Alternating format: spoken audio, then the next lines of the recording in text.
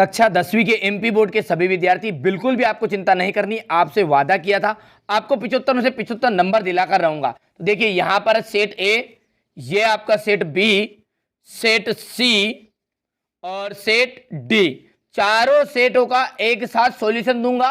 ठीक है, इसके अलावा आपको कोई दूसरी वीडियो देखने की जरूरत नहीं है। ठीक है, ब्रह्मास्त्र की तरह साबित होगा।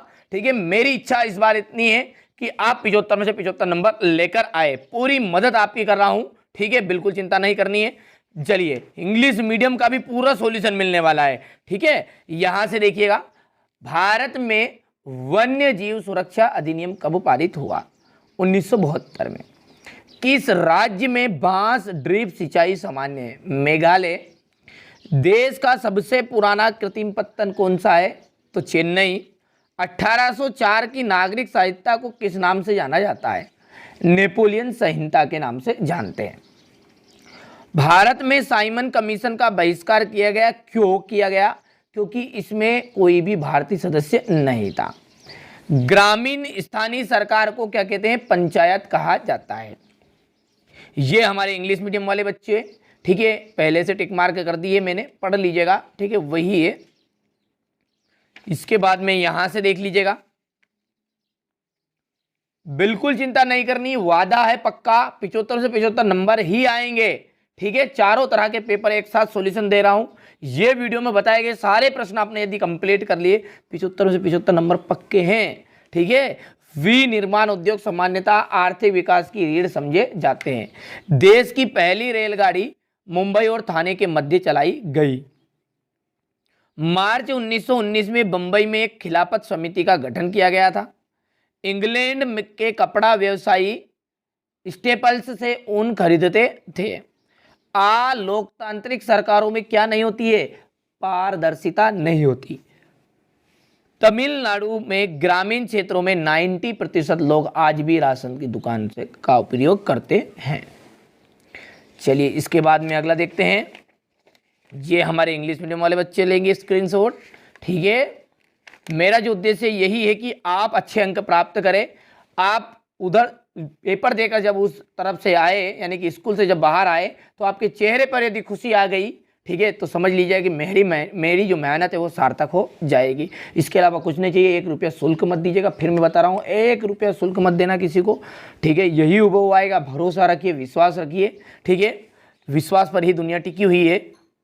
ठीक है, मेरा जो उद्देश्य है वो यही है। अब आपके मन में मेरे प्रति कोई सी भी भावना हो, ठीक है, हो सकती है। ठीक है, फर्जी मान लीजिए, कुछ भी मान लीजिए, रियल मानिए, कुछ भी मानिए, पर जिन बच्चों को भरोसा है 75 से 75 नंबर आएंगे, पक्की बात है।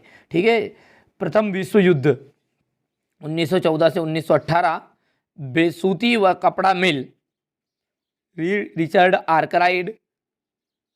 बेल्जियम की भाषा, जो बेल्जियम की भाषा है वो आपकी डच एवं फ्रेंच है।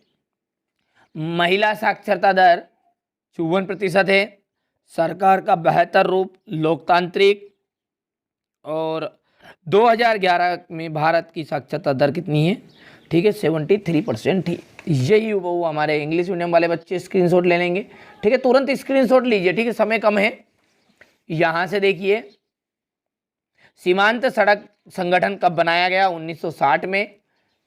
रोलेट अधिनियम कब लागू हुआ? तो देखिए, रोलेट अधिनियम जो हुआ था वो 1919 में लागू हो गया था। कार्यपालिका और विधायिका द्वारा बनाए कानूनों पर अंकुश कौन रखता है? देखिए, जो भी कानून बनाती है कार्यपालिका और विधायिका, उसे पर अंकुश रखती है न्यायपालिका। ठीक है, यानी अदालत। जीडीपी में सबसे अधिक योगदान किसका है? तृतीय क्षेत्र का है। ठीक है, बैंक जमा राशि के एक बड़े भाग को किसके लिए इस्तेमाल में करते हैं? ऋण देने में। भारत में लघु उद्योग में कितने श्रमिक नियोजित है? लगभग 2 करोड़। चलिए, अब है क्वेश्चन नंबर 4। ठीक है, ये हमारे इंग्लिश मीडियम वाले बच्चों का है, देख लीजिए। ठीक है, यहाँ से ये हिंदी मीडियम का स्क्रीनशॉट भी आप ले लीजिएगा, ताकि यहाँ पर देख लीजिए कुछ चीज़ें मैंने यहाँ पर नहीं लिखी है। ठीक है, क्योंकि मैं हिंदी मीडियम वाले बच्चों को पढ़ाता हूँ, इसलिए थोड़ी सी गलत ना हो, इसलिए मैंने भरी नहीं। ठीक है, 2016 में भारत विश्व में चीन के बाद दूसरा बड़ा तिलहन उत्पादक देश है। बिल्कुल राइट है। सार्वजनिक क्षेत्र के उद्योग जैसे रिलायंस, टिस्को है, असत्य बात है। 1805 में फ्रांसीसी क्रांति हुई थी, असत्य है। जनगणना में प्रत्येक 10 वर्ष के बाद सभी नागरिकों को के धर्मों को भी दर्ज किया जाता है, बिल्कुल राइट बात है।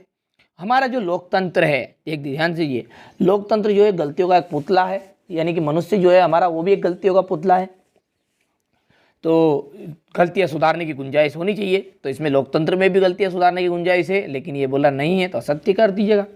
औद्योगिक क्षेत्र जो होता है, देखिए औद्योगिक का मतलब होता है काम धंधे वाला, उद्योग, कंपनी। कंपनी जो होती है वो द्वितीय क्षेत्र में आती है, किसमें? द्वितीय में। प्राथमिक में आती है हमारी खेती बाड़ी, और तृतीयक में आता है आपका सेवा क्षेत्र, डॉक्टर, वकील। यहां से देखिए ट्रू फॉल्स वाले हमारे इंग्लिश मीडियम वाले बच्चे लेंगे स्क्रीनशॉट। भारत में पाई जाने वाली मिट्टी, देख लीजिए, ये पूरा सॉल्यूशन दूंगा, पहले पेपर बता रहा हूं, ठीक है। भारत में पाई जाने वाली मिट्टियां है, जलोढ़ मिट्टी और काली मिट्टी में अंतर है, गन्ना नगद दाम की फसल है, क्यों? वैसे आप स्क्रीनशॉट ले लीजिए तुरंत ही, ठीक है। यहां से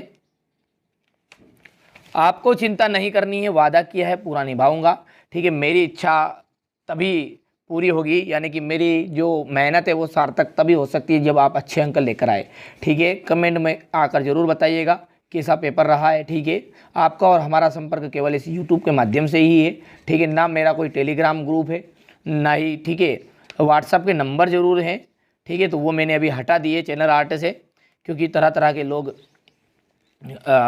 ठीक है, कई लोग तो ऐसे हैं जो मुझे गाली तक भी देते हैं, कोई दिक्कत नहीं है, ठीक है। मैं केवल उन बच्चों के लिए मेहनत कर रहा हूँ जो वास्तव में, ठीक है, मुझ पर भरोसा कर रहे हैं और जो अच्छे अंक लाना चाहते हैं, ठीक है। ठीक है भैया, ऐसा नहीं है 1-2 प्रश्न रोंग चले जाते हैं, इसका मतलब ये नहीं होता है कि मैंने पूरा काम आपको गलत दे दिया, फर्जी चीज़ दे दी, ठीक है। मेरी मेहनत का परिणाम आपके रिजल्ट में दिखेगा, ठीक है। अच्छी मेहनत करिए यार, बस कुल मिला के बात ये है, ठीक है। यहाँ से क्वेश्चन नंबर 21 है, ये भारत के लोग, और क्वेश्चन नंबर 23 ये देख लीजिए, ठीक है। मानचित्र रहने वाला है, एक सेपरेट वीडियो में मैं अलग से बताऊंगा उसे, ठीक है, या फिर इसी वीडियो में मैं आगे आपको बता दूंगा कौन से मानचित्र आ रहे हैं, ठीक है। चिंता नहीं करनी है, ठीक है भैया। तो ये सेट ए का पेपर बता दिया, चलिए इसके सॉल्यूशन को अच्छे से समझ लेते हैं। चलिए यहाँ से देख लीजिए क्वेश्चन नंबर जो 6 है, ठीक है, उसमें था भारत में पाई जाने वाली मिट्टियों के नाम, तो यहाँ से स्क्रीनशॉट ले लीजिएगा इसका। इसके बाद में देख लीजिए सतत पोषणी विकास किसे आप क्या समझते हैं? जलोढ़ एवं काली मिट्टी में अंतर बताना है कोई 2। इसी के अथवा में पूछा है कि मृदा संरक्षण से आप क्या समझते हैं?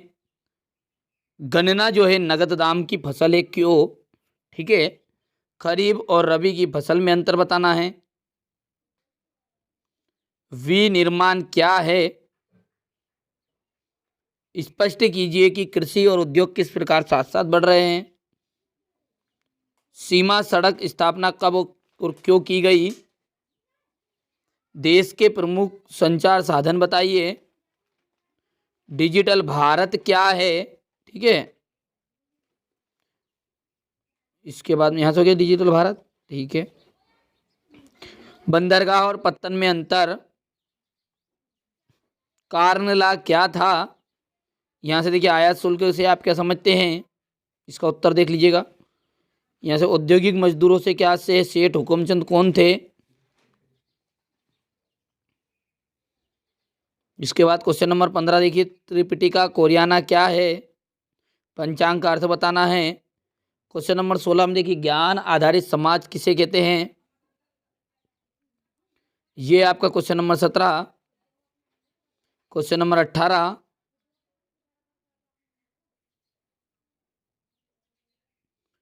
ठीक है। क्वेश्चन नंबर 19, एकात्मक शासन का अर्थ स्पष्ट करना है।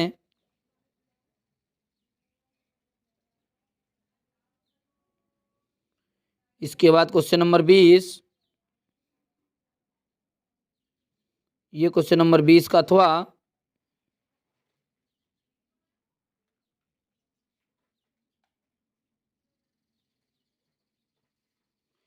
यहां पर देखिए क्वेश्चन नंबर 21, ये क्वेश्चन नंबर 21 का अथवा भारत के जो लोग हैं रोलेट एक्ट के विरोध में क्यों थे? क्वेश्चन नंबर यहां पर देखिए इसका अथवा हो गया, ये आपका क्वेश्चन नंबर 23। ठीक है, टोटल 23 क्वेश्चन है और 23 ही क्वेश्चन मैंने आपको यहाँ पर बता दिया। अब देखिए सेट ए का पूरा सॉल्यूशन देख लिया है, अब सेट बी के ऊपर हम अच्छे से इसको कवर करेंगे। देख लीजिए, ये आपका इस तरह का पहला फ्रंट पेज रहेगा। ठीक है, यहाँ से देखिए दूसरा जो क्वेश्चन है और पहला क्वेश्चन है, सॉरी, ठीक है, इसमें है दूसरे सेट का है लेकिन बी सेट का, इसमें से कौन सी रबी की फसल है? चना है। ठीक है, रबी का मतलब क्या होता है? जो ठंड में बोई जाती है। देश का सबसे पुराना कृत्रिम पत्तन कौन सा है? तो चेन्नई है।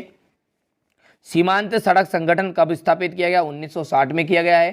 ठीक है, भविष्यवाणी के अनुसार 2025 में कितने लोग जल की नितांत कमी झेलेंगे? ठीक है, 20 करोड़ लोग। सिहली को श्रीलंका में कब राजभाषा घोषित किया गया था? 1956 में। पृथ्वी का कितना भाग जल से घिरा हुआ है? 3/4 भाग जल से घिरा हुआ है। चलिए, इसके बाद में यहाँ से देखिए, ये चूज द करेक्ट है हमारे इंग्लिश मीडियम वाले बच्चों के। ठीक है, तो पहला मैं भर देता हूँ, यहाँ पर आपका ग्राम हो जाएगा। दूसरे का आपका पहला चेन्नई है। तीसरे की यदि बात करें तो ठीक है 1960 है। और इसके बाद में चौथे में आपका 20 करोड़ है। ठीक है, और यहाँ पर जो पांचवा है आपका, इसमें आपका इन 1956 हो गया। और छठे की यदि बात करें तो इसका आपका हो जाएगा, देख लीजिएगा, 3/4 भाग। ठीक है, वैसे मैं हिंदी मीडियम पढ़ाता हूँ इसलिए थोड़ी सी प्रॉब्लम होती है, इसलिए मैंने डायरेक्ट टिक मार्क इसमें से देख के आपको लगा दिए। ठीक है भैया, ठीक है, मेरा जो उद्देश्य है वो केवल यही है कि आप अच्छे अंक प्राप्त करो। मनुष्य का वस्तु निर्माण करने का कार्य जो होता है वो उद्योग कहलाता है। कपास नए युग का प्रतीक थी। ठीक है, जातिवाद पर आधारित सामाजिक विभाजन केवल भारत में ही देखने को मिलता है। भारतीय संविधान में भारत को राज्यों का क्या कहा गया है? संघ कहा गया है। बेल्जियम यूरोप का एक छोटा सा देश है। भारत में सड़क जाल लगभग 56 लाख किलोमीटर है। इसी तरह हमारे इंग्लिश मीडियम वाले बच्चों का मैंने पहले भर दिया है, देख लीजिएगा। ठीक है, बढ़िया से स्क्रीनशॉट लीजिए आप।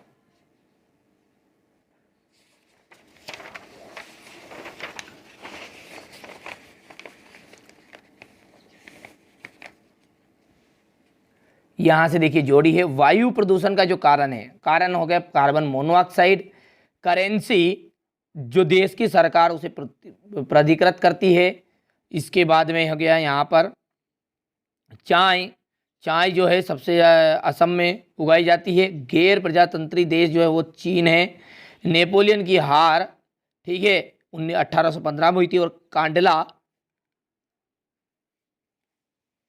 गुजरात का आ जाएगा। ठीक है, चलिए यहाँ से देखिए जोड़ी है, ये इंग्लिश मीडियम वाले बच्चों की। तो पहला जो है आपका क्यूजिंग एयर पॉल्यूशन, तो इसका आपका जाएगा कार्बन मोनोऑक्साइड। इसके बाद में करेंसी, इसका तो जैसे आपको पता है ये गवर्नमेंट ऑफ कंट्री, ठीक है, जो देश की सरकार उसे प्रतिकृत करती है। टी चाय का इसका जाएगा। ठीक है, यहाँ पर असम है। और यहाँ पर चौथे का यदि आप बात करें तो चाइना है। और पांचवा है आपका या जो नेपोलियन की हार हुई थी वो आई थी आपकी 1815 में। और अंतिम जो है आपका कांडला का आ जाएगा गुजरात, ये छठा हो गया। ठीक है, इसके बाद देख लीजिएगा यहाँ से एक वाक्य में उत्तर है। पहला है हवाई जहाज बर्तन तथा तार बनाने के लिए किस धातु का प्रयोग करते हैं? एल्यूमिनियम का। साइमन कमीशन भारत कब पहुंचा? 1928 में। ठीक है, लैंगिक विभाजन किस पर आधारित होता है? सामाजिक अपेक्षाओं पर। बेल्जियम की भाषा, ठीक है, सॉरी, बेल्जियम की राजधानी बताइए? तो ब्रुसेल्स है। और जीडीपी में सबसे अधिक योगदान है तृतीय क्षेत्र का यानी सेवा क्षेत्र का, क्योंकि इसमें उद्योग धंधे वाले, सॉरी, इसमें डॉक्टर वकील, ठीक है, बड़े बड़े गवर्नमेंट जॉब वाले रहते हैं, तो वो, ठीक है, जीडीपी में योगदान सबसे ज़्यादा देते हैं। उद्योग स्थापना, विस्तार व निवेश की उदार की नीति उदारीकरण हो गई है। ठीक है, इसी तरह ये हमारे इंग्लिश मीडियम वाले बच्चों का, ठीक है, एक साथ हिंदी और इंग्लिश मीडियम दोनों का साथ दे रहा हूँ। ठीक है, सॉल्यूशन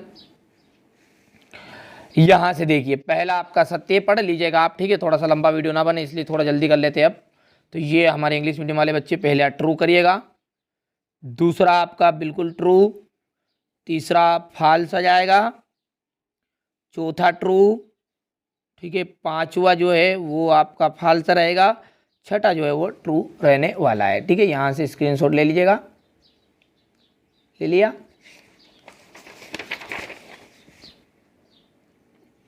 चलिए क्वेश्चन नंबर 6 से यहाँ से बढ़िया से आप प्रश्नों को समझिए पहले। ठीक है, पूरा सॉल्यूशन इसका भी दूंगा। ठीक है, जैव और अजैव संसाधन क्या होते हैं। ठीक है, मृदा अपरदन से क्या तात्पर्य है। ठीक है, यहाँ पर देखिए पवन अपरदन किसे कहते हैं, समुच्चय जुताई कहाँ किसे कहा जाता है, रबी और खरीफ की फसलों के नाम, आधारभूत उद्योग से आप क्या समझेंगे, वायु प्रदूषण को नियंत्रित करने के उपाय, सड़क परिवहन के कोई 2 गुण बताने हैं। ठीक है, बहुत ही सिंपल सा पेपर आने वाला है, यही प्रश्न आपको देखने को मिलेंगे। रेल परिवहन कहाँ पर अत्यधिक सुविधाजनक है, क्यों। इसके बाद जाबर कौन थे, औद्योगिक उत्पादन से क्या आशय है। ठीक है, यहाँ पर देखिए क्वेश्चन नंबर 15 है और क्वेश्चन नंबर 16। ठीक है, इसके बाद क्वेश्चन नंबर 17 है, क्वेश्चन नंबर 18, क्वेश्चन नंबर 19। ठीक है, संघीय शासन व्यवस्था किस प्रकार गठित होती है और एकात्मक शासन के कोई 2 दोष आपको बताने हैं। ठीक है, इसके बाद में यहाँ से देखिए क्वेश्चन नंबर 20 और क्वेश्चन नंबर 21 में आपका मानचित्र रहने वाला है। ठीक है, ये क्वेश्चन नंबर 22 मानचित्र का प्रश्न मैं अलग से बताऊंगा। ठीक है, वो वैसे 23 में रहेगा, लेकिन ये जो क्वेश्चन नंबर 21 है इसकी जगह पर, ठीक है, ये 22वां रह जाएगा और 23वां रह जाएगा। ठीक है, यहाँ पर मैं वो आपको अंत में पूरे, ठीक है, चारों पेपरों के मानचित्र दिखाऊंगा, बिल्कुल चिंता नहीं करनी है। चलिए, तो ये सेट बी मैंने पूरा बता दिया है। चलिए इसके सॉल्यूशन को अच्छे से देख लेते हैं। तो चलिए यहाँ से जो क्वेश्चन नंबर 6 ये आपका सेट बी का जो मैंने पेपर बताया आपको उसका पूरा सॉल्यूशन दे रहा हूँ। ठीक है, यहाँ से देख लीजिए। इसके अथवा में था मृदा अपरदन से क्या तात्पर्य है, पवन अपरदन किसे कहते हैं, समुच्चय जुताई क्या होती है, रबी और खरीफ की फसलों के नाम, भारत में उगाई जाने वाली मुख्य रेशेदार फसल कौन सी है, आधारभूत उद्योग से क्या आशय है, उदाहरण दीजिए। ठीक है, इसके बाद वायु प्रदूषण को नियंत्रित करने के उपाय। क्वेश्चन नंबर 10 में सड़क परिवहन के कोई 2 गुण बताने हैं। इसके बाद है परिवहन के साधन एवं संचार के साधन में अंतर।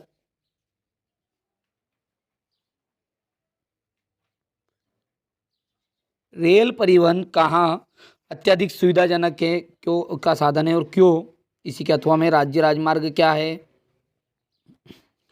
क्वेश्चन नंबर 12 देख लीजिए। क्वेश्चन नंबर 13, ये क्वेश्चन नंबर 14 है। क्वेश्चन नंबर 15 है मुद्रण की सबसे पहली तकनीक कहाँ और कैसे विकसित हुई। इसी के अथवा में देख लीजिए गुटेनबर्ग कौन था, मुद्रण क्रांति में उनका योगदान बताइए।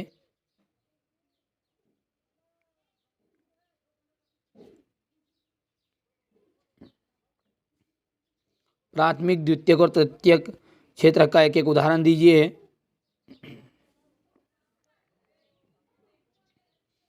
बहुराष्ट्रीय कंपनियों से आप क्या समझते हैं। क्वेश्चन नंबर 18 ये।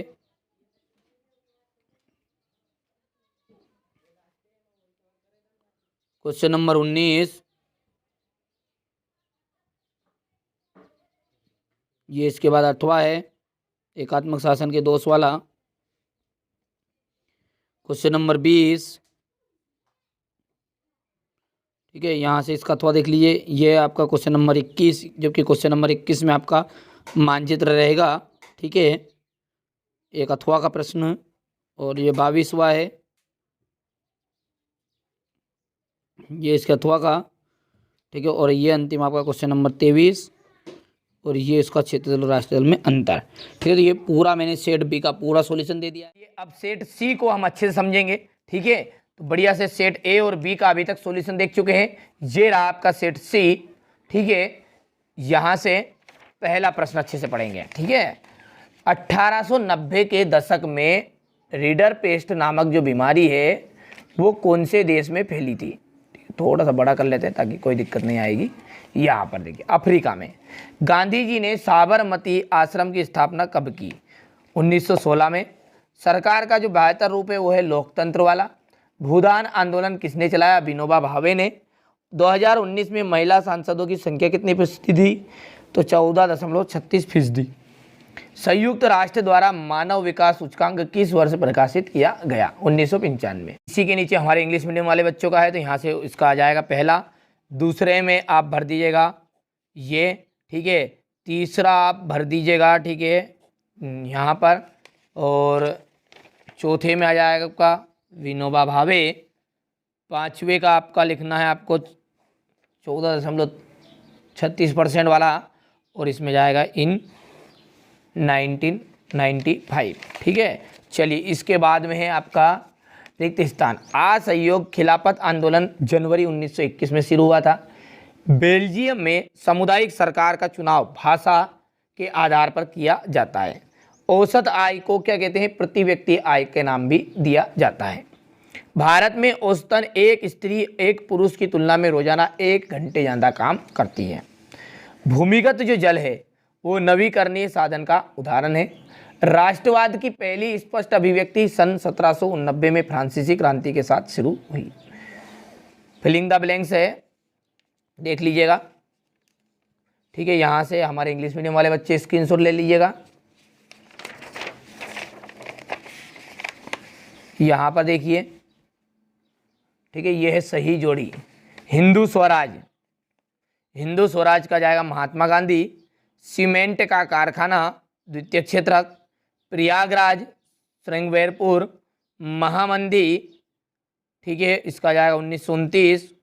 मक्का के आयात पर प्रतिबंध लगाया गया था कार्नेला के द्वारा। और दूसरा गोलमेज सम्मेलन 1931, सॉरी हाँ, ये छठा का जाएगा 1931, ठीक है। ये मैंने पहले भर दिए हैं, तो यहाँ पर देख लीजिए। ये चौथा है आपका, भर देता हूँ मैं पहले। ये छठा है, पांचवा पहला है, और ये आपका तीसरा है, और ये रहा आपका दूसरा, ठीक है। यहाँ से देख लीजिए, बढ़िया से स्क्रीनशॉट लीजिएगा, ठीक है। अब है एक वाक्य में उत्तर। लॉर्ड बायरन कौन था? अंग्रेज कवि, ठीक है। जे.एन. टाटा ने भारत का लौह इस्पात कारखाना कहाँ स्थापित किया? जमशेदपुर।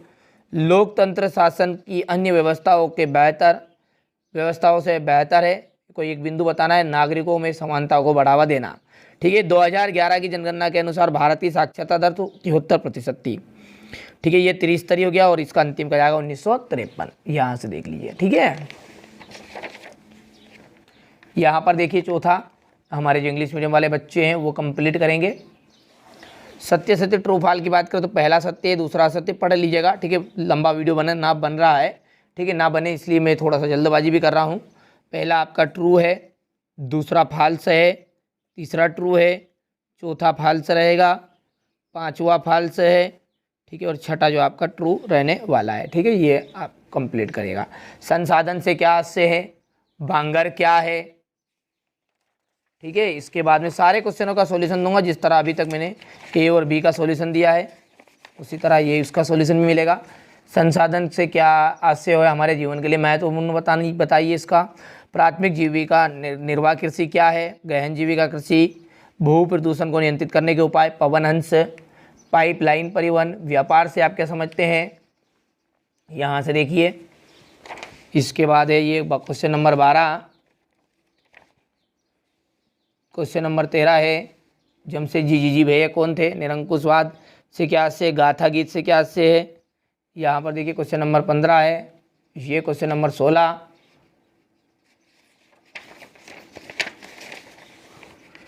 विदेशी व्यापार क्या है? ठीक है, ये क्वेश्चन नंबर 18 है। वन्य प्राणी संरक्षण क्यों आवश्यक है? संघीय शासन व्यवस्था। इसके बाद में ये, ठीक है, चारों पेपर एक साथ दे रहा हूँ, ठीक है, बिल्कुल चिंता नहीं करना है। यहाँ पर देखिएगा, और अंतिम जो ये क्वेश्चन नंबर 23 है, ठीक है। जो मानचित्र है, ठीक है, वो हम ठीक है पूरा देखेंगे। एक मानचित्र आएगा, अलग से बताऊंगा चारों सेटों के मानचित्रों को, ठीक है, एकदम रियल वाले, ठीक है। यहाँ से देख लीजिएगा, ये सेट सी बताया। चलिए इसके सॉल्यूशन को अच्छे समझ लेते हैं। यहाँ पर ये जो सेट सी है, ठीक है, इसका पूरा सॉल्यूशन है। संसाधन से आप क्या समझते हैं? संसाधन का हमारे जीवन में क्या महत्व है? ठीक है, ये महत्व वाला हो गया है। नवीकरणीय योग्य संसाधन क्या स्पष्ट करिए?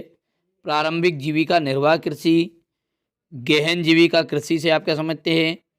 सार्वजनिक और निजी क्षेत्र में उद्योग में अंतर बताना है। भू प्रदूषण को नियंत्रित करने के उपाय। देखिए सॉल्यूशन तो दे रहा हूँ, बहुत ही सिंपल है। देखिए नाम पढ़ने से ही आपको कंप्लीट हो जाएगा। कंपोस्ट खाद बनाकर उसे उपयोगी बनाया जाता है, ठीक है। इसके बाद थोड़ा सा टाइम समय कम है आपके पास, इसलिए नहीं तो वरना एक्सप्लेन करूँगा। और वैसे मैंने एक प्लेलिस्ट पर एक लॉन्ग वीडियो में सारा समझाया है, यह देख लीजिए। ये क्वेश्चन नंबर 11 है।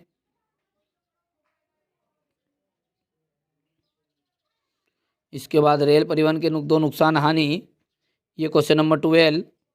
क्वेश्चन नंबर 13, क्वेश्चन नंबर यहाँ से देख लीजिए, जमशेद निरंकुशवाद से आप क्या समझते हैं, ठीक है।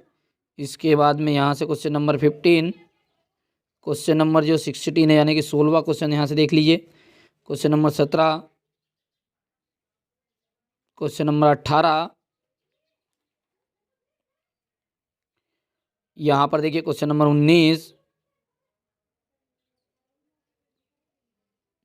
इसके बाद में क्वेश्चन नंबर, ठीक है, ये क्वेश्चन नंबर 19 के बाद में ये क्वेश्चन नंबर आपका 19 का, ठीक है, 20 भी हो गया है। ये क्वेश्चन नंबर 19 का थोड़ा था, ये क्वेश्चन नंबर 20।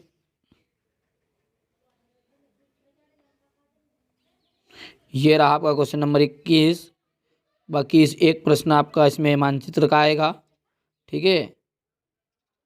मानचित्र का क्वेश्चन एक आने वाला है। जलियांवाला बाग हत्याकांड का संक्षिप्त टिप्पणी,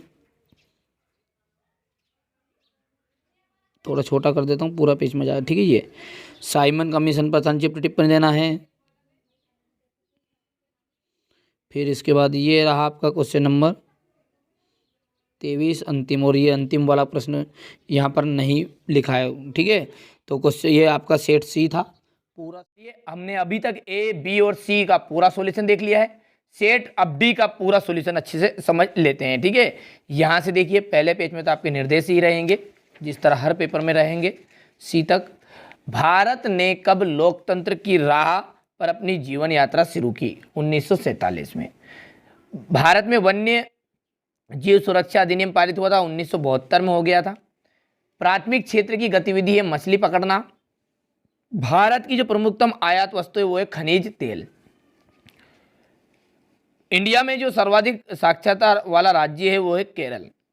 किस स्थान पर आयोजित गांधी जी द्वारा आयोजित नमक मार्च समाप्त हुआ? डांडी में, ठीक है। अब यहाँ से देखिए हमारे जो इंग्लिश मीडियम वाले बच्चे बिल्कुल टिक मार्क कर लीजिएगा। यहाँ पर पहला हो गया आपका, ये दूसरे में, ठीक है, 1947। इसके बाद तीसरे का आपका फिशिंग आ गया है। फोर्थ में यहाँ पर देख लीजिए पहला आ जाएगा, और फिफ्थ में यहाँ पर आपका केरल, और यहाँ पर जाएगा डांडी। अब है रिक्त स्थान। अलोकतांत्रिक सरकारों में क्या नहीं होती है? पारदर्शिता नहीं होती है।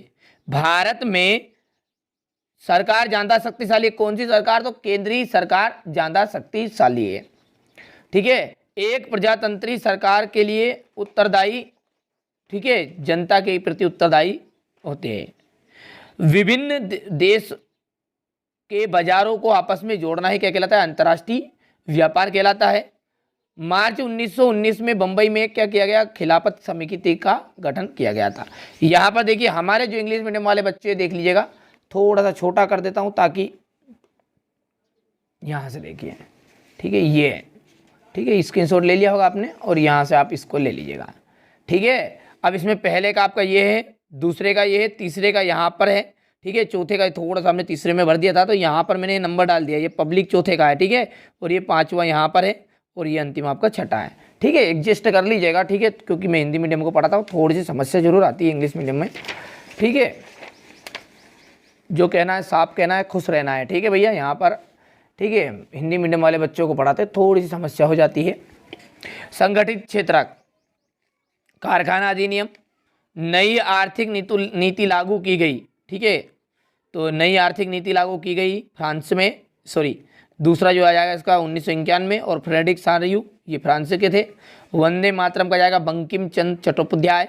वंदे मातरम, सॉरी हो गया, कपास सबसे ज़्यादा महाराष्ट्र, और आधी ज़्यादा आबादी गरीब है किसकी? बांग्लादेश की। ये हमारे इंग्लिश मीडियम वाले बच्चे लेंगे बढ़िया से, कोई चिंता नहीं है करना है, ठीक है। वादा किया है पूरा करेंगे, 75 से 75 नंबर आपको दिलाएंगे। बस अब देखिए लिखना आपको पड़ेगा, ऐसा तो हो नहीं सकता मैं आकर लिख दूं, ठीक है। तो आपको अच्छी मेहनत करिए। यहाँ से देखिए ये, ठीक है। अब है आपके ट्रू और फॉल्स। पहला आपका ट्रू रहेगा, दूसरा आपका फॉल्स, तीसरा असत्य रहने वाला है, चौथा सत्य, पांचवा सत्य और पांचवा छठा आपका असत्य रहेगा, ठीक है। ये ले लिया। इसके बाद में ये हमारे इंग्लिश मीडियम वाले बच्चे लेंगे, ठीक है। यहाँ से देखिए बांगर तथा खादर मृदाओं के बीच में अंतर स्पष्ट करना है। जलोढ़ मिट्टी की कोई दो विशेषता, सारा सॉल्यूशन मिलेगा, बिल्कुल चिंता नहीं करना है। हर विषय का जैसे मैंने सॉल्यूशन दिया, हर सेट का सॉल्यूशन दिया, ठीक है, उसी तरह मैं इस सेट डी का सॉल्यूशन भी दूंगा। जायद की फसल के बारे में बताइए। संयुक्त उद्योग से आप क्या समझते हैं? ध्वनि प्रदूषण को नियंत्रित करने के उपाय। सड़क परिवहन तथा रेल परिवहन की अपेक्षा किस प्रकार महत्वपूर्ण है? विदेशी व्यापार का आर्थिक विकास में योगदान, ठीक है। यहाँ से देखिए प्रथम विश्व युद्ध में सहयोगी मित्र राष्ट्र कौन कौन से थे? चटनी म्यूजिक कहाँ लोकप्रिय था? स्टेपलर फुलर कोडिंग से क्या से है? ब्रिटेन की महिला कामगारों ने स्पिनिंग जेनी मशीनों पर क्यों हमले किए? प्लाटेन से क्या से? मुद्रित दुनिया की सबसे पुरानी पुस्तक। इस जिग्जी के बारे में बताना है। यहाँ पर देखिएगा ये क्वेश्चन नंबर आपका 15 है, ये 16, 17, 18, ठीक है, क्योंकि सॉल्यूशन के देखेंगे वहाँ पर जब समझ लेंगे, ठीक है। और यहाँ से क्वेश्चन नंबर 19 है, ये क्वेश्चन नंबर 20, 21, ठीक है। ये आपका 21वें प्रश्न में मानचित्र रहेगा, वैसे वो 23वें में दिया रहेगा, पर जो 21वें नंबर का यहाँ पर है वो 23वें प्रश्न में रहेगा, ठीक है। और ये अंतिम प्रश्न मानचित्र रहेगा, 100% रहेगा, ठीक है, बिल्कुल चिंता नहीं करनी है। तो मानचित्र भी बताऊंगा, पहले हम सेट डी का सॉल्यूशन देख लेते हैं, ठीक है। देखिए ये जो मैंने अभी आपको पेपर बताया सेट डी का, इसका पूरा सॉल्यूशन है, देख लीजिए। बांगर और खादर मृदाओं के बीच में अंतर बताना है, ठीक है, पहला प्रश्न हो गया आपका ये। इसके बाद में जलोढ़ मिट्टी की कोई दो विशेषताएं, मृदा अपरदन, ठीक है, के प्रमुख कारण। एजेंडा 21 जायद की फसलों के बारे में बताना है। नगद व व्यापारिक फसलों से आपका क्या से है? संयुक्त उद्योग से आप क्या समझते हो? ध्वनि प्रदूषण को नियंत्रित करने के उपाय। सड़क परिवहन रेल परिवहन की तुलना में किस प्रकार महत्वपूर्ण है?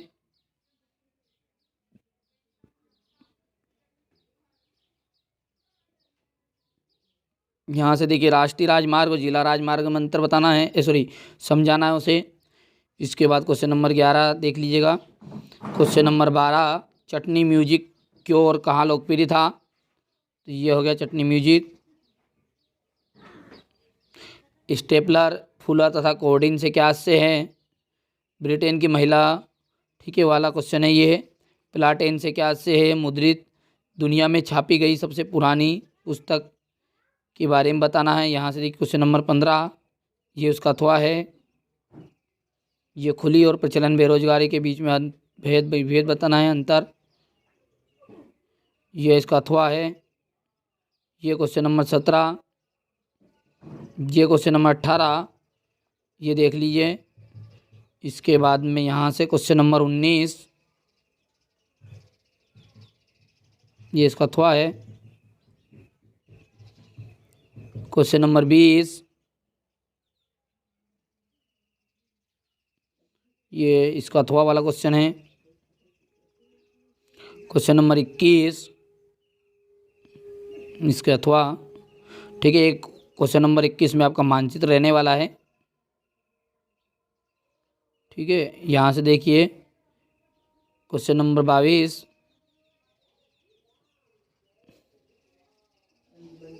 क्वेश्चन नंबर 23, ठीक है। और ये इसका ये चारों सेट आपके समाप्त कर दिए गए हैं। इसके अतिरिक्त देखिए जो आपका मानचित्र आएगा वहाँ मानचित्र आपका यहाँ से पूछा जाएगा, ठीक है। स्क्रीनशॉट ले लीजिए, ये देख लीजिए पहला मानचित्र ये रहेगा आपका। इसका जो आंसर है वो आंसर आपको यहाँ पर देखने को मिल जाएगा, ठीक है, ये, ठीक है, नंबर 1 नंबर 2। तो पहले आप उसका स्क्रीनशॉट ले लीजिए बढ़िया से पूरे मानचित्रों का, ठीक है। यही आने वाले हैं, 100% गारंटी, ठीक है। यहाँ से ले लिया आपने, ठीक है। इसके बाद में ये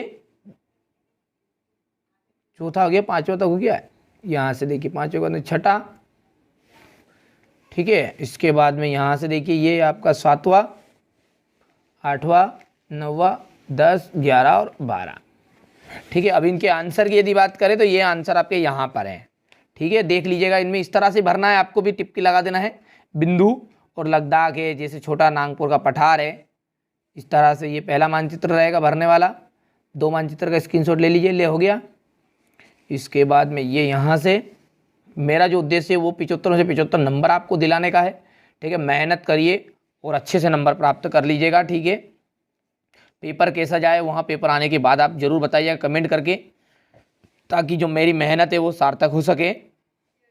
ठीक है, यहाँ से देखिए ये तो हो गया आपका मानचित्र। अब इसके अलावा भी ठीक है, जो आपके 4 नंबर के प्रश्न हैं उसमें से एक तो ये मैंने बता दिया 23वां तो। ठीक है, उसके अतिरिक्त भी ठीक है टोटल प्रश्न मैं आपको बता रहा हूँ, यहाँ से देख लीजिएगा। ठीक है, जो हमारा ब्लूप्रिंट के अकॉर्डिंग हम इस चीज़ को देख लेते हैं। ठीक है, यहाँ से हमारा पूछा जाएगा राजनीतिक दल से 4 नंबर का एक। ठीक है, तो राजनीतिक दल हम चैप्टर निकाल लेते हैं।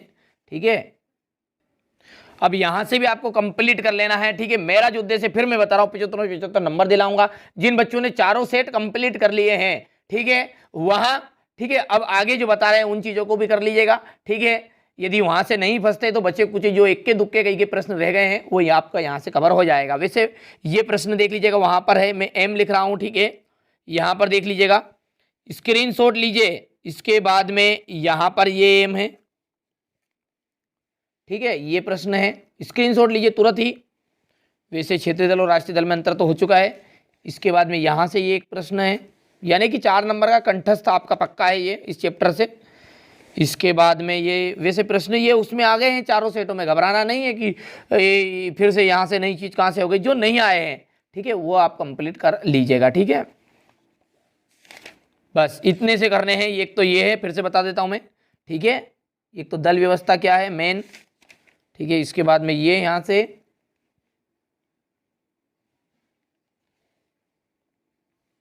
फिर यहाँ पर ये। ठीक है, और ये एक दलीय व्यवस्था प्रजातंत्र के लिए अनिवार्य है। और चाहो तो आप ये भी आप कर सकते हैं वैसे। ठीक है, पर एक उसे कवर हो चुका है वैसे। ठीक है, 4 सेटों में। चलिए तो अगला ब्लूप्रिंट निकालते हैं। अगला ब्लूप्रिंट क्या कहता है हमारा, यहाँ से देखिए, यहाँ पर ये तो हो गया आपका राजनीतिक दल, भारत में राष्ट्रवाद। ठीक है, भारत में राष्ट्रवाद निकाल लेते हैं, भारत में राष्ट्रवाद को।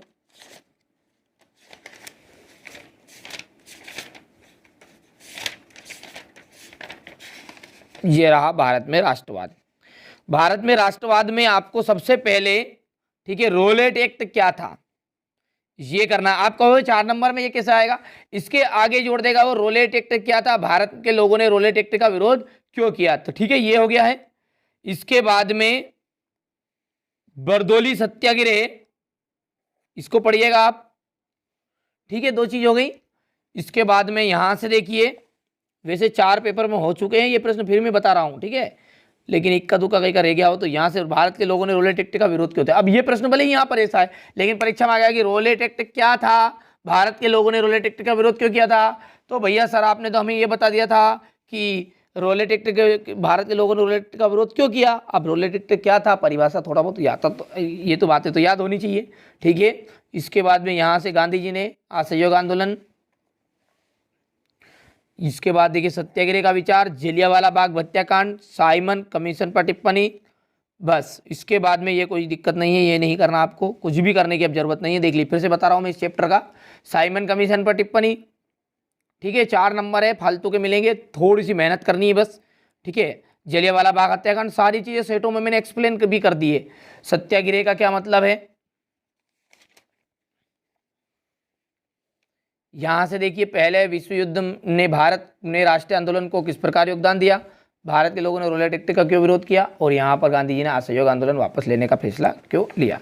यहाँ से देखिए रोलेट एक्ट क्या था, ये परिभाषा यहाँ से, और सॉरी यहाँ से देख लीजिए, और ये। ठीक है, तो ये 4 नंबर का था आपका। तो पहला तो हमने देख लिया अभी तक, ये 2 हो गए हैं, और ये तीसरा जो है मैंने मानचित्र आपको बता ही दिया ये। ठीक है, ये मानचित्र होना आएंगे। चलिए अब 3 नंबर वाले चैप्टर पर आते हैं। तो 3 में सबसे पहला जो है आपका है वन एवं वन्य जीव संसाधन। ठीक है, तो वन एवं वन्य जीव संसाधन में देख लेते हैं।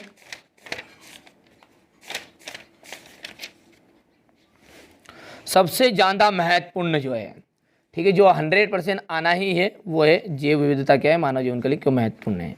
ठीक है, इसके बाद में है भारत के में वनों को कितने वर्गों में बांटा गया है, 2 हो गया है। इसके बाद ये तीसरा हो गया है।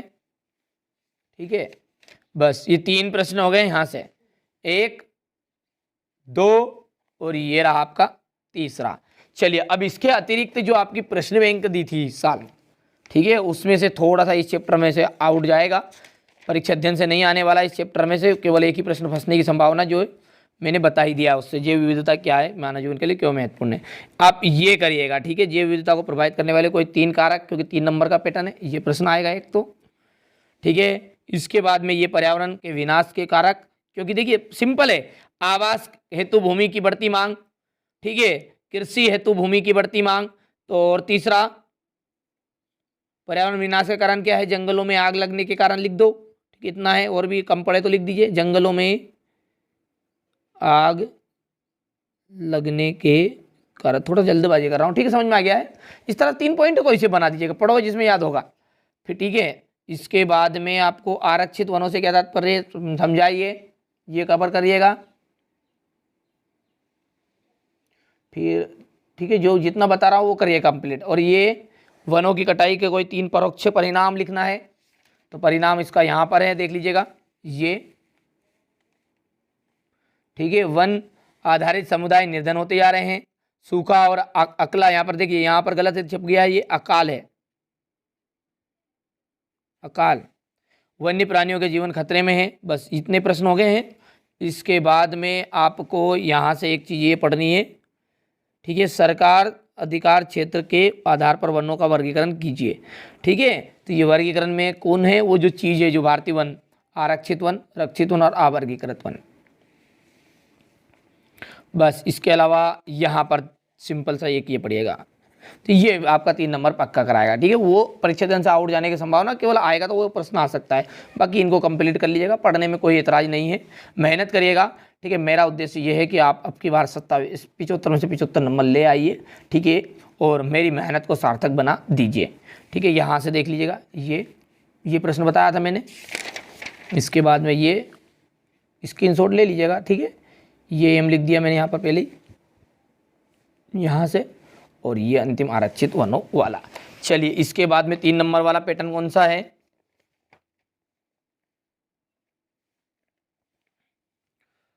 इसके बाद में आपका 3 वाला पैटर्न है संघवाद में। ठीक है, किसमें है,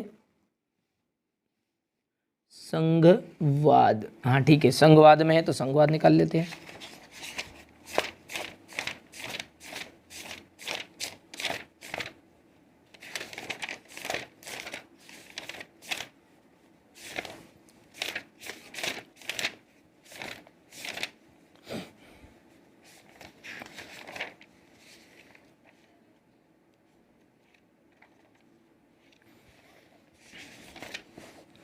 संघवाद में है। ठीक है, तो पहले सबसे पहला प्रश्न ये ही है। ठीक है, यहाँ पर,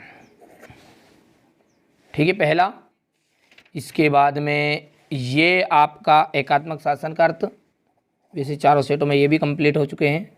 एकात्मक शासन के दोष, संघीय शासन व्यवस्था क्या है, संघीय व्यवस्थाओं की विशेषताएं बताना है। बस इसके अलावा नहीं पढ़ना कुछ भी। ठीक है, फिर बता दूं, इस पार्ट से संघवाद से ये पढ़ना आपको। ठीक है, पहले तो 3 नंबर के अकॉर्डिंग छोटा कर लेना। इसके बाद में ये संघीय व्यवस्था क्या है, इसके बाद एकात्मक शासन, एकात्मक शासन का अर्थ बताना है, और इसके बाद में यहाँ से देखिए ये संघीय शासन व्यवस्था है। चलिए, इसके बाद में अगला है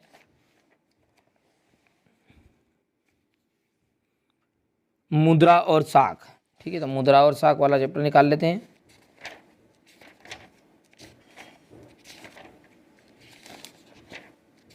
ये हो गया मुद्रा और साख वाले चैप्टर से। तो मुद्रा और साख वाले चैप्टर से आपको सबसे पहले ये करना है, चेक भुगतान कैसे होता है। पहला हो गया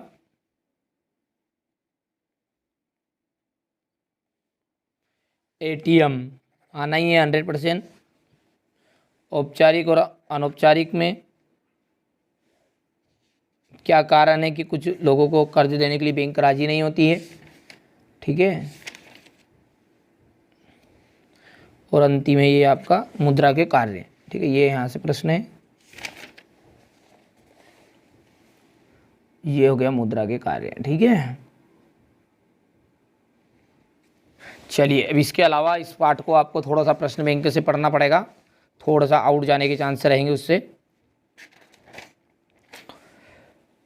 यहाँ से सबसे पहला आपको पढ़ना है ये 5वां विमुद्रीकरण। मुद्रा के 3 कार्य वैसे वहाँ पर नहीं करोगे तो यहाँ से कर लीजिएगा। रिजर्व बैंक ऑफ इंडिया वाला ये प्रश्न, ये प्रश्न आपको करना है। औपचारिक ऋण की विशेषताएं बताइए कोई 3। स्वयं सहायता समूह के कार्य बताइए कोई 3, ठीक है। औपचारिक और अनौपचारिक में अंतर, ठीक है भैया। और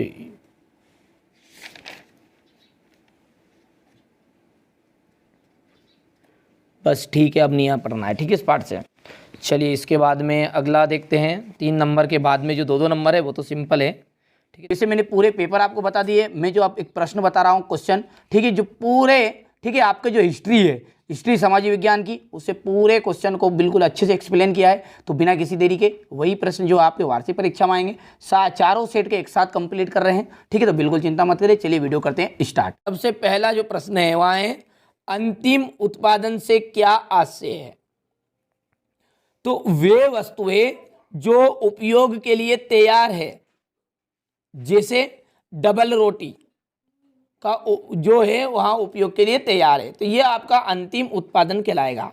यानी कि उत्पादन की वहाँ प्रक्रिया है जो क्या है यूज़ करने के लिए, हमारी प्रयोग के लिए तैयार है, उसे हम कहेंगे अंतिम उत्पादन, ठीक है। चलिए, क्वेश्चन नंबर जो 2 है वहाँ है सेवा क्षेत्र क्या है, ठीक है। सेवा क्षेत्र क्या है। तृतीयक क्षेत्र की गतिविधियों से वस्तुओं के स्थान पर सेवाओं का सृजन होता है। देखिए, यदि हम क्षेत्र की बात करें तो क्षेत्र को 3 भागों में बांटा गया है, प्राथमिक, द्वितीयक और तृतीयक। प्राथमिक में हमारी जो है कृषि से संबंधित प्रक्रियाएं आती है, द्वितीयक में हमारे उद्योग से संबंधित प्रक्रिया आती है, और तृतीयक क्षेत्र में क्या है, इसमें वस्तुओं का उत्पादन नहीं होता है, बल्कि क्या होता है, जो वस्तुएं हैं उनके उपयोग के करके उनको सेवाओं के रूप में यूज किया जाता है। यानी कि वस्तुओं के स्थान पर यहाँ पर सेवाओं का सृजन होता है, अतः इसे सेवा क्षेत्र के नाम से भी जाना जाता है। किसको? तृतीयक क्षेत्र को। सिंपल से 2 नंबर के क्वेश्चन यहाँ पर आपसे पूछा जाता है। तीसरा जो प्रश्न है वह है ज्ञान आधारित समाज क्या है। तो ज्ञान आधारित समाज किसे कहेंगे? वह समाज जिसमें सभी क्रियाएं उपलब्ध ज्ञान के आधार पर होती है। यानी कि ऐसे समाज को आप ज्ञान आधारित समाज कहेंगे जिसमें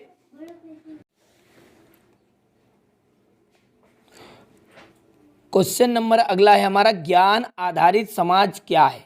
देखिए, ज्ञान आधारित यानी कि ऐसे समाज को हम ज्ञान आधारित समाज कहेंगे जिसमें सभी क्रियाएं उपलब्ध ज्ञान के आधार पर होगी। यानी कहने का मतलब क्या है, यहाँ एक तरह का ऐसा समाज रहेगा जिसमें सारी जो क्रियाएं होगी वहाँ उपलब्ध ज्ञान के आधार पर होगी। जैसे दूरसंचार तकनीक के विस्तार से ज्ञान आधारित समाज की धारणा का विकास हुआ है। यदि आपसे पूछे कि ज्ञान आधारित समाज का जो विकास है वो किससे हुआ अधिकतर, तो दूरसंचार तकनीक के कारण। ठीक है, अगला है मुद्रा के कार्य। बहुत ही महत्वपूर्ण प्रश्न है मुद्रा के कार्य। तो मुद्रा के कार्य यहाँ पर 2 है, 2 नंबर में आपसे पूछता है। तो विनिमय का माध्यम, मूल्य का मापक और मूल्य संचय का आधार, ये आपके यहाँ पर 3 कार्य लिखे हुए, 2 कार्य आते हैं, कोई से भी 2 आप लिख दीजिएगा। क्या क्या लिखिएगा मुद्रा के कार्य में कि विनिमय का माध्यम, मूल्य का मापक और मूल्य संचय का आधार। चलिए, अगला जो आपका महत्वपूर्ण प्रश्न है वह है औपचारिक ऋण तथा अनौपचारिक ऋण में अंतर बताना है। तो यदि हम औपचारिक ऋण का यदि हम शाब्दिक अर्थ समझे तो औपचारिक ऋण का शाब्दिक अर्थ होता है बैंक के द्वारा या फिर सरकारी जो ऋण रहेगा वो औपचारिक ऋण कहलाता है। और यहाँ पर अनौपचारिक ऋण कैसे कहेंगे, जो आपका सरकारी ऋण नहीं रहेगा। ठीक है भैया। तो यदि हम बात करें औपचारिक ऋण की, तो इसका अर्थ हो गया सरकारी ऋण, यानी बैंकों के द्वारा, सरकारी बैंकों के द्वारा ऋण जो देंगे। तो इसमें ब्याज दर कैसी होती है, अपेक्षाकृत कम होती है। इसमें आप खुद समझ सकते हैं कि इसमें जो ब्याज है वो ज्यादा रहेगा, इसमें ब्याज की दर कम रहेगी। तो आप पहला पॉइंट लिखिएगा कि ब्याज की दर इसमें अपेक्षाकृत कम होती है और इसमें ब्याज की दर अपेक्षाकृत अधिक होती है। इसमें एक निश्चित तथा निम्न ब्याज दर पर ऋण देते हैं और इसमें मनमानी तथा उच्च ब्याज दर पर ऋण दिया जाता है। इसका आकार बड़ा होता है क्योंकि आप समझ सकते हैं कि जो बैंक द्वारा जो ऋण दिया जाएगा, यानी कि जो सरकारी ऋण रहेगा वहाँ ज़्यादा भी होता है, और ये यहाँ पर प्राइवेट सेक्टर में जो आपको ऋण दिया जाएगा वहाँ आपको कम दिया जाएगा और साथ ही तो आपसे ऊंची दर भी ली जाएगी। ठीक है। तो ये था औपचारिक और अनौपचारिक ऋण में अंतर। कोई दो पूछता है, आप 3 लिखिएगा कि ब्याज दर इसमें अपेक्षाकृत कम होती है, इसमें ब्याज दर अपेक्षाकृत अधिक होती है। इसमें एक निश्चित तथा निम्न ब्याज दर पर ऋण देते हैं और इसमें मनमानी तथा उच्च ब्याज दर पर ऋण देते हैं। यहाँ आकार में बड़ा होता है और यहाँ आकार में छोटा होता है। 4 वहाँ है अधोसंरचना क्या है, वे सुविधाएं एवं क्रियाएं जो उत्पादन के कार्यों में सहायक होती है उसे अधोसंरचना कहा जाता है। उदाहरण है ऊर्जा, शिक्षा आदि। यानी कि अधोसंरचना का मतलब क्या हुआ, सुविधाओं को और क्रियाओं को हमने क्या कहा, अधोसंरचना कहा। जो उत्पादन के कार्यों में कैसी होती है, सहायक होती है, अधोसंरचना कहलाती है। उदाहरण होगी ऊर्जा और शिक्षा आदि। अगला प्रश्न है अल्प बेरोजगारी क्या है। किसी क्षेत्र में आवश्यकता से अधिक लोगों का नियोजन होना। नियोजन मतलब होगा अधिकता यानी कि उपलब्धता होना। तो ऐसा क्षेत्र जिसमें आवश्यकता से अधिक लोगों का नियोजन होता है उसे अल्प बेरोजगारी कहलाती है या कहते हैं। क्वेश्चन नंबर 6 की यदि हम बात करें तो किस क्षेत्र में तथा कब व्यावसायिक प्रशिक्षण की मांग होती है। तो तृतीयक क्षेत्र जो है, जैसे जैसे इसमें आय बढ़ेगी, कुछ लोग अन्य सेवाओं जैसे पर्यटन, निजी विद्यालय, ठीक है, रेस्तरां इत्यादि की मांग शुरू कर देते हैं। तो ये सिंपल सा प्रश्न था कि कौन से क्षेत्र में कौन से क्षेत्र में तथा कब व्यावसायिक प्रशिक्षण की मांग होती है। तो हमने बोल दिया कि तृतीयक क्षेत्र जैसे इसमें आय बढ़ेगी तो कुछ लोग अन्य कई सेवाओं जैसे पर्यटन, निजी विद्यालय, रेस्तरां इत्यादि की मांग शुरू कर देते हैं।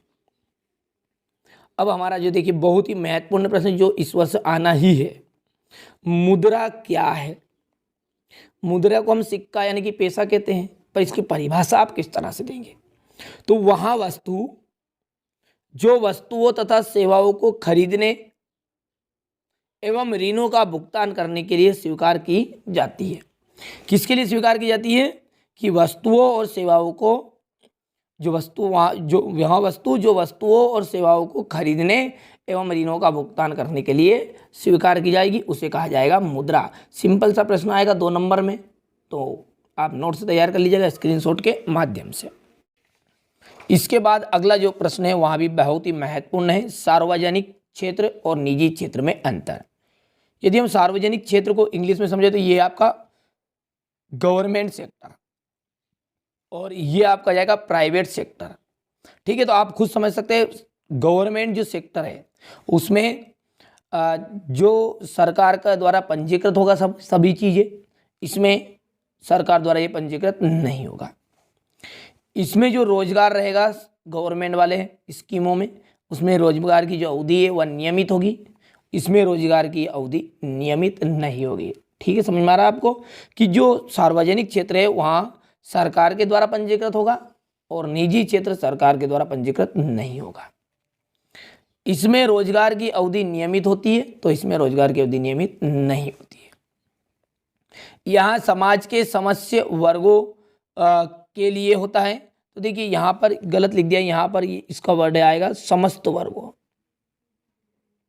क्या लिखेगा, यहाँ समाज के समस्त वर्गों, समस्त नहीं लिखे तो आप सभी लिख सकते हैं, यहाँ पर इसको हटा दीजिएगा और लिख सकते हैं कि यहाँ समाज के सभी वर्गों के लिए होता है, और यहाँ निजी तथा कुछ व्यक्तियों या फिर उद्योगों के लिए होता है, क्योंकि ये प्राइवेट सेक्टर, सीधी सी बात, तो इसमें उनके हिसाब से वो काम करेंगे। इसमें गवर्नमेंट किसके लिए स्कीम ला कर आएगी कि सभी वर्गों के लिए। तो ये था सार्वजनिक और निजी क्षेत्र में अंतर, बहुत ही महत्वपूर्ण और बहुत ही सरल भाषा में मैंने आपको यहाँ पर बताया भी है। ठीक है, चलिए यदि हम अगले प्रश्न की बात करें तो अगला जो प्रश्न है वहाँ है, वर्ष 1991 से पूर्व भारत के विदेशी व्यापार की नीति क्या थी। देखिए, वर्ष 1991 के पूर्व क्या था, आयातों पर नियंत्रण रखा गया। क्यों रखा गया था, क्योंकि जो हमारे देसी उत्पादक है, यानी कि हमारी जो देसी वस्तुएं हैं वो विदेशी प्रतियोगिताओं से बची रहे, इसलिए इस नीति को बनाया गया था। तो इसके अंतर्गत क्या हुआ था, इस अवधि में केवल अनिवार्य वस्तुएं जैसे मशीनरी, उर्वरक, पेट्रोलियम का ही मुख्य रूप से आयात किया गया है। बाहर से, देखो बाहर से जो भी चीज़ें होती है वो कहलाती आयात, और हम हमारे देश से जो चीज़ों को भेजते हैं बेचने के लिए वो कहलाती है निर्यात। तो जो आयात था इसमें क्या हो गया था कि इसको बंद किया गया था, नियंत्रण रखा गया था, यानी वस्तुओं को देश के बाहर नहीं, देश से अंदर नहीं आने देंगे बाहरी विदेशी वस्तुओं को। केवल किनको लिया गया था, मशीनरी, उर्वरक, पेट्रोलियम का ही मुख्य रूप से आयात किया गया। देश के उत्पादकों को विदेशी प्रतियोगिता से बचाए रखने के लिए संरक्षण की नीति अपनाई गई। तो भैया इसमें हुआ क्या, इसका परिणाम ये निकला कि इस अवधि में व्यापार क्या है, बहुत ही धीमी गति से चला, क्योंकि अब बाहर से चीज़ें नहीं आ रही है, तो यहाँ पर जो देश से संबंधित चीज़ें थी कुछ लोगों को पसंद आती थी, कुछ को नहीं आती थी, इसलिए व्यापार क्या चला, बहुत ही धीमी गति से चला। ठीक है, चलिए क्वेश्चन नंबर 18 की यदि हम बात करें तो विदेशी व्यापार क्या है, ये सिंपल सा प्रश्न है। विदेशी व्यापार का मतलब आप समझते हैं कि दो या दो से अधिक देशों के बीच में होने वाला व्यापार। यदि दो ही नंबर में आपसे पूछे तो आप इतना सा लिखेगा कि दो या दो से अधिक राष्ट्रों के बीच में होने वाले व्यापार को विदेशी व्यापार कहते हैं। इसमें एक देश अपनी वस्तुओं को बेचता है तथा दूसरे देश से वस्तुओं को खरीदता है, तो इसको कहते हैं आयात और निर्यात करना। तो देखिए, प्रत्येक राष्ट्र अपनी आवश्यकताओं की पूर्ति के लिए विदेशों से वस्तुएं खरीदता है तथा बदले में अपने देश से कुछ न कुछ वस्तुओं को उन्हें बेचता है। वस्तुओं के इस पारस्परिक विनिमय को ही व्यापार कहते हैं। और यहाँ पर ये जो व्यापार है, या जब दो या दो से अधिक राष्ट्रों के बीच में होने वाला व्यापार है, तो इसलिए इसे विदेशी व्यापार कहा जाता है। बस इतना सा आपको लिख देना है। ठीक है, 2 नंबर में यदि आता है तब। एक देश दूसरे देश के साथ जो क्रय विक्रय करेगा वहां अंतर्राष्ट्रीय व्यापार कहलाता है। जैसे भारत और अमेरिका के बीच में होने वाला व्यापार, तो ये क्या कहलाता है, विदेशी व्यापार। यानी कि विदेशी व्यापार की सिंपल सी परिभाषा क्या है, दो या दो से अधिक राष्ट्रों के बीच में होने वाला व्यापार। और नोट्स के सहारे आप इसे कंप्लीट कर लीजिएगा, अच्छे से पढ़िएगा, कंप्लीट करिएगा। इसके बाद में जो अंतिम जो प्रश्न है आपका क्वेश्चन नंबर 20, ये एटीएम क्या है स्पष्ट करिए।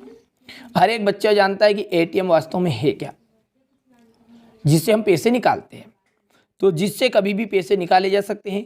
इसका कार्ड जो है वो प्लास्टिक का बना होता है, इसमें एक धातु की चिप लगी रहती है जिस पर बैंक के अकाउंट से संबंधित कुछ विवरण दर्ज रहते हैं उस चिप के अंतर्गत। ठीक है, एटीएम में से एक दिन में एक निश्चित धनराशि ही निकाली जा सकती है, जैसे अभी हमारे वर्तमान में 25,000 हम एटीएम से निकाल सकते हैं एक दिन में। तो यहाँ धनराशि अलग अलग बैंकों के एटीएम कार्ड के लिए अलग अलग हो सकती है। वास्तविकता यहाँ है कि एटीएम ने बैंकिंग कार्यों को बहुत ही सरल और सुविधाजनक बना दिया है। तो ये सिंपल से थी, जो बच्चे जानता है कि एटीएम वास्तव में है क्या, पर यदि प्रश्न के रूप में आता तो आपको इसका अकॉर्डिंग यहाँ पर लिख देना है। ये अगला जो महत्वपूर्ण प्रश्न है वहाँ है खुली बेरोजगारी और प्रच्छन्न बेरोजगारी में अंतर आपको बताना है। देखिए, बेरोजगारी, इन दोनों को समझने से पहले आप बेरोजगारी का मतलब समझिए। बेरोजगारी का मतलब होता है कि व्यक्ति के पास कोई रोजगार उपलब्ध ना हो। ठीक है, उसका मतलब काम ना हो। ठीक है, तो वहाँ कहलाती है बेरोजगारी। अब बेरोजगारी 2 भागों में बांटी गई, खुली और प्रच्छन्न। अब खुली का मतलब क्या है, इसमें हमको प्रत्यक्ष रूप से दिखाई देता है कि व्यक्ति के पास कोई रोजगार नहीं है, मतलब उसको काम करना तो चाहता है, उसके अंदर योग्यता तो है, लेकिन वह अयोग्य बन गया, यानी कि उसको काम नहीं मिल रहा है, तो ये कहलाएगी आपकी खुली। अब प्रच्छन्न क्या होगा, इसका मतलब क्या होता है, जैसे हमारे गांवों में व्यक्ति खेती बाड़ी तो करता है, काम तो कर रहा है, लेकिन उसका जो रोजी रोटी है बस रोजी रोटी ही चल रही है, यानी उसकी तरक्की बिल्कुल ही ना के बराबर है।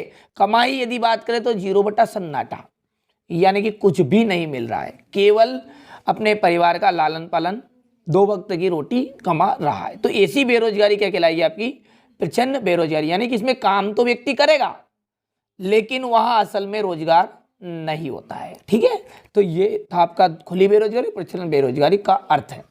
अब यदि बात करें अंतर की, तो आप स्वाभाविक बात समझ रहे हैं कि यहाँ बेरोजगारी कहाँ पाई जाती है, औद्योगिक क्षेत्रों में पाई जाती है, क्योंकि प्रच्छन्न वाला हिसाब आपका किसमें जाएगा, खेतीबाड़ी का, कृषि, गाँव में। तो यहाँ बेरोजगारी कृषि क्षेत्र में पाई जाती है। इस प्रकार की बेरोजगारी में लोग बेरोजगार होते हैं। ठीक है, और इसके अंतर्गत लोग नियोजित प्रेरित होते हैं, यानी कि उनको काम तो करते हैं लेकिन असल में वो बेरोजगार ही होते हैं। तो यहाँ पर आप लिख सकते हैं इस पॉइंट में कि प्रच्छन्न बेरोजगारी में व्यक्ति काम तो करता है लेकिन असल में वह बेरोजगार ही होता है, क्योंकि उसका कमाई का स्रोत शून्य के बराबर ही होता है। इसके अंतर्गत एक भी व्यक्ति को काम नहीं मिलता। ठीक है, इसके अंतर्गत क्या होता है, एक भी व्यक्ति को काम उपलब्ध नहीं होता है। और आप जब सब जानते हैं कि खेती में क्या होता है, जरूरत एक आदमी की है, जरूरत एक आदमी की, पर पूरा परिवार ही उसमें काम कर रहा है, यानी कि इसके अंतर्गत किसी काम में लोग आवश्यकता से अधिक संख्या में लगे रहते हैं। तो देखिए, मैंने सिंपल सा आपको सटीक सी बात बताई कि खुली बेरोजगारी का मतलब है कि प्रत्यक्ष बेरोजगारी, इसका दूसरा नाम प्रत्यक्ष भी है। तो प्रत्यक्ष मतलब इसमें व्यक्ति काम करना चाहता है लेकिन उसे काम नहीं मिलता। इसमें व्यक्ति, प्रच्छन्न का मतलब इसमें व्यक्ति काम तो करता है लेकिन खेती तो करता है, लेकिन उसकी जो कमाई है वहाँ शून्य के बराबर, अर्थात वहाँ असल में बेरोजगार ही होता है। ठीक है, तो ये बहुत ही महत्वपूर्ण अंतर था, आप स्क्रीनशॉट के माध्यम से इसे कंप्लीट करिएगा। चलिए आगे यदि हम बात करें तो अगला जो क्वेश्चन नंबर आपका 13 है, 20 टोटल प्रश्न आपको समझाए जाएंगे, बहुत ही महत्वपूर्ण। तो अगला प्रश्न देखते हैं, बहुराष्ट्रीय कंपनियों से आप क्या समझते हैं। नाम में लग रहा है बहुराष्ट्रीय, यानी कि एक से अधिक राष्ट्रों में। तो ऐसी कंपनियां जिनका जो व्यापार है एक से अधिक राष्ट्रों में चलता है। ठीक है, यानी कि वो वस्तुओं का उत्पादन बड़े पैमाने पर करेगी और एक से अधिक राष्ट्रों में वस्तुओं को बेचेगी, बस वो कहलाती है आपकी बहुराष्ट्रीय कंपनियां। देखिए, एक बहुराष्ट्रीय कंपनी वहां है जो एक से अधिक राष्ट्रों में उत्पादन करती है। ये कंपनियां बड़े पैमाने पर उत्पादन करती है तथा उत्पादित जो वस्तुएं होगी उनको अनेक राष्ट्रों में बेचेगी। तो ये कहलाती है आपकी बहुराष्ट्रीय कंपनियां। ठीक है, स्क्रीनशॉट के माध्यम से आप इसके नोट्स तैयार कर लीजिएगा। चलिए, इसके बाद अगला जो प्रश्न है वहाँ है वैश्वीकरण को प्रोत्साहित करने वाले कारक आपको बताने हैं। देखिए, वैश्वीकरण क्या होता है पहले इसको समझिए। तो यहाँ पर आपका प्रश्न है ये, वैश्वीकरण क्या है। तो वैश्वीकरण का मतलब क्या होता है कि एक ऐसी प्रक्रिया है जिसके द्वारा विश्व की विभिन्न आवश्यकताओं का एकीकरण किया जाता है। जो भी हमारे देश में या फिर जो भी विश्व में पूरे जो आवश्यकता है उनका सबका एकीकरण किया जाएगा। अब एकीकरण का अर्थ क्या होता है, दो या दो से अधिक वस्तुओं को मिलाकर एक रूप में बनाना। यानी कि हमारी जो आवश्यकता है, दो या दो से अधिक आवश्यकता है हमारी, जैसे हमारी सेवाएं, वस्तुओं की आवश्यकता, हमारी प्रौद्योगिकी, पूंजी और श्रम, इन सभी का क्या होगा, लगातार प्रवाह हो सके। इसलिए इसका क्या किया जाएगा, एक प्रक्रिया बनाई गई जिसके द्वारा विश्व की विभिन्न आवश्यकताओं का एकीकरण किया, और इसे क्या कहेंगे, वैश्वीकरण। तो यार सिंपल सी परिभाषा है कि वह प्रक्रिया जिसके द्वारा विश्व की विभिन्न आवश्यकताओं का एकीकरण किया जाता है ताकि वस्तुओं एवं सेवाओं तथा प्रौद्योगिकी, पूंजी और श्रम का लगातार प्रवाह हो सके, उसे वैश्वीकरण कहा जाता है। ठीक है, तो ये था वैश्वीकरण की परिभाषा। इसके बाद में देखिए यहाँ पर आपका जो प्रश्न था अगला, वैश्वीकरण को प्रोत्साहित करने वाले कारक। तो नंबर 1 है तकनीक, नंबर 2 है प्रतियोगिता, नंबर 3 है बाजार का विस्तार और नंबर 4 है उदारीकरण की प्रक्रिया। ठीक है, तो ये थे वैश्वीकरण को प्रोत्साहित करने वाले कारक जो 2 नंबर में आता है, तो आप लिख दीजिएगा। वैश्वीकरण से उत्पन्न समस्याएं बताना है, क्योंकि वैश्वीकरण का मतलब क्या है, विश्व में जब 2 या 2 से अधिक जो भी आवश्यकता होगी उन सभी को मिलाकर एक रूप बना लिया, बड़ी बड़ी कंपनियों के द्वारा वैश्वीकरण किया जाता है, तो इसके पर समस्याएं बहुत सारी उत्पन्न हुई। पहली समस्या क्या है, श्रमिकों के जीवन पर इसका प्रभाव पड़ा, छोटे उत्पादक है उन पर इनका प्रभाव पड़ा, सभी लोगों को लाभ इसका नहीं मिला, क्षेत्रीय असमानताएं हुई। तो समस्याएं ठीक है 2 नंबर की आती है, तो श्रमिकों के जीवन पर प्रभाव, छोटे उत्पादकों पर प्रभाव, सभी लोगों को इसका लाभ नहीं मिला, पूंजीवादी लोग जो थे जिनके पास पूंजी पैसे हैं उन्हीं को इसका लाभ मिला, क्षेत्रीय असमानताएं। किन उद्योगों पर वैश्वीकरण का बुरा प्रभाव पड़ा है, ऐसे कौन कौन से उद्योग हैं जिन पर वैश्वीकरण का बुरा प्रभाव पड़ा है। तो बैटरी, संधारित्र, प्लास्टिक, खिलौने, टायरों, डेयरी उत्पाद, खाद्य तेल के उद्योग कुछ ऐसे उदाहरण हैं जहां पर प्रतिस्पर्धा के कारण छोटे विनिर्माताओं पर कड़ी मार इसकी पड़ी हुई है। कई इकाइयां बंद हो गई हैं। ठीक है, कई इकाइयां तो क्या हो गई है, बंद हो गई है, जिसके चलते अनेक श्रमिक बेरोजगार भी हो गए। तो सिंपल सी बात है, आपसे इतना सा पूछा उसने कि कौन कौन सी उद्योगों पर इसका बुरा प्रभाव पड़ा था, आप ये उदाहरण लिख दीजिएगा बस, कि बैटरी, संधारित्र, प्लास्टिक, खिलौने, टायरों, डेयरी उत्पाद एवं खाद्य तेल आदि उद्योगों पर वैश्वीकरण का बुरा प्रभाव पड़ा है, ऐसा आप लिख दीजिएगा सिंपल सा। इसके बाद जो अगला प्रश्न है वहां देखिए क्वेश्चन नंबर 17, श्रम विभाजन क्या है।